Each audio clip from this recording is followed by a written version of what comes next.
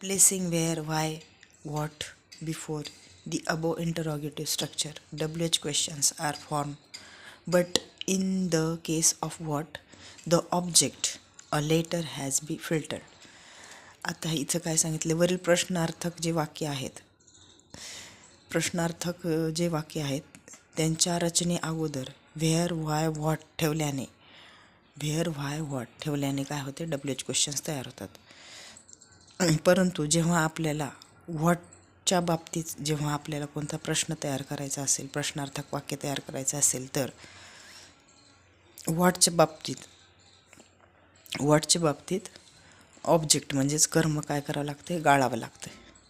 काही एक्झाम्पल पुढे पाहूया. एक्झाम्पल आहे इथं, जसे की where did he write a letter. Second, where did he not write a letter. Third number, why did he write a letter. And fourth, why did he not write a letter.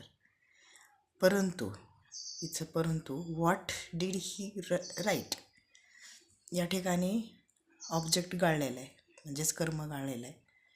6 number, what did not he right.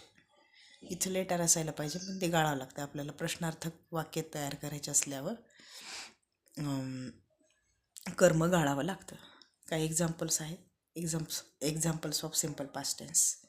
I went to the grocery store yesterday. He received her letter. They called his parents. Rohit learned May past sentences. She drank coffee. Why you walked away?